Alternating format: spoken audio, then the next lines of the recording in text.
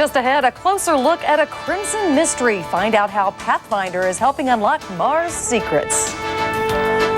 Hello, I'm Kathleen Kennedy at CNN Center in Atlanta. Welcome to Newsday Saturday. CNN's John Holliman joins us now from the very latest from space. So what's going on? Well, Kathleen, you know, the Martian Pathfinder spaceship that we've been talking about since December when it launched, it's not a spaceship anymore. It is a Mars ship. Space is out of its lexicon. It landed right on schedule about this time yesterday and has been setting up housekeeping ever since. We're told to expect new pictures from Pathfinder at any moment, which should let us know whether some of the problems in getting the rover off the mothership and on the surface of Mars have been solved. My colleague Jim Hill is at the Jet Propulsion Laboratory, where a full-size Pathfinder is set up in a sandbox outside. Jim, there are a couple of problems with Pathfinder that we know about. The first is with the airbags. You're out there with a life-size model, it looks to me like. Show us where they are and what they look and feel like, and just give us a little tour, if you will. Sure, that's right, John. This is the sandbox, as they call it, and this is a life-size model of basically what the Mars ship, the mothership, and the rover look like if we were on the planet Mars. And I can show you what the problem, at least problem number one, has been. These, of course, are the airbags. They're in a deflated condition. They are the bags that cushion the spacecraft as it bounced to a halt on Mars. Apparently, the airbags deflated, but didn't retract all the way. So the bags were essentially blocking part of the Sojourner, the rover, in a manner about like that. So what the engineers have done is essentially communicate with the mothership and tell it to raise one of its pedals like this, and retract the airbag in a couple more times. And apparently that has solved that problem.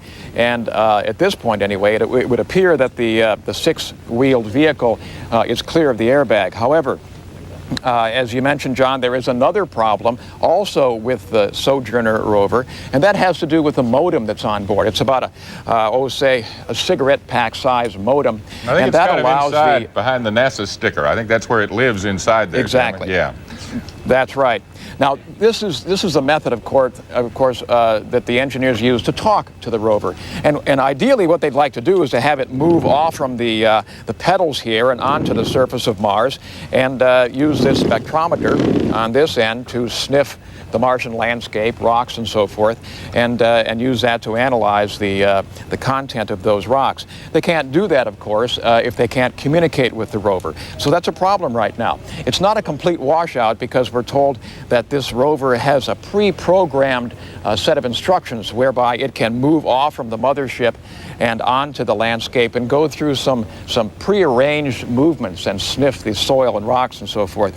But obviously the engineers have been tantalized by what they have seen from the binocular vision of the camera that's on the mothership. They've seen the landscape. They know what they'd like to go after and have this rover sniff, and they're very frustrated if they can't talk to the rover and actually have it go through those motions. Jim, can you last word, they were confident they could fix this, though. Yeah, can you turn it around and let us see the front end that has the electric eye and the laser beams and those kind of things on it? Because this is as close as we're going to get to this rover. I think it may be hard to tilt it up, but they're up there under the solar panel. Looks kind of like a couple of eyes out on a track, and some of those are cameras and some are laser beam transmitters, right?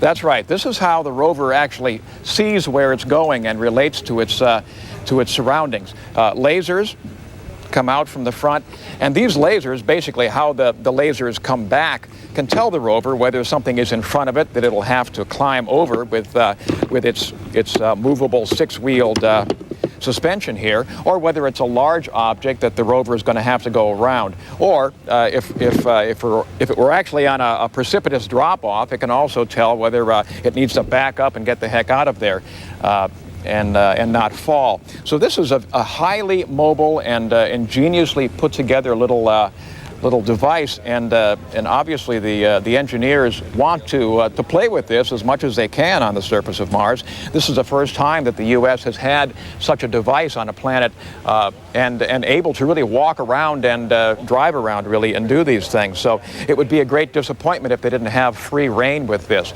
But as I said, they're fairly confident that they can fix this modem problem and actually drive this around the surface of Mars. Yeah, no kidding, Jim. The mission yesterday, while you were there, and it was going down through the atmosphere, was so perfect. And then maybe you shouldn't have left and let John Zarella take over yesterday afternoon. After Zarella got there, things started going crazy with this machine. But now that you're back, maybe things will improve again. Let's look at the pictures that we have from Mars. We've got an illustrator screen here, and perhaps we could look at some of the pictures and tell you what the scientists who are involved in this Mars Pathfinder project find most exciting as they look at the new pictures that have come in from Mars in the past. We've got some, actually right now, coming in from NASA. There are a shot or two of computer screens. Here's one of the first shots of Mars, Kathleen, and this is something that people really haven't seen before. What they say is exciting about this picture in particular is, see this rock? Well, we lost it. That rock was a rock with an unusual shape. If we can keep this picture still here for a minute, I can show you. That's one shape of rock. Now, here's a rock that looks really weird, almost like a park bench. It has flat sides on it. What caused that? People are going to want to know that. And in addition to those shots, you have, this is the rock that fascinated the scientists most when they saw it first. It's a very unusual shape, looks sort of like volcanic rock. There's another thing out here on the horizon, and look at this. Looks like a mountain. Looks like a hill. And if it turns out that that's what those things are, that's going to tell the scientists there's another hill. They want to see if the rover can get over to these things and get up close and personal. And it may be impossible because of this communications problem, but the rover might be able to get out there closer and let us see more about what the terrain of Mars really looks like. This is actually flatter than they thought it might be. Isn't that the truth? Yeah, but rockier than they thought it might be too. Different kinds of rocks. And geologists are paying the freight for this mission. And they said, we got so many different kind of rocks. This is going to be so cool. We'll be talking to them about an hour. They're going to have a briefing, let us know how things are going on all the fix-ups that need to be done with the Mars Pathfinder to get it going. So that briefing, 53 minutes, you and I will be here, and we'll let the viewers go through it and get the latest just as we do. Great. Thanks a lot, John Holliman, and Jim Hill as well. Thanks a lot.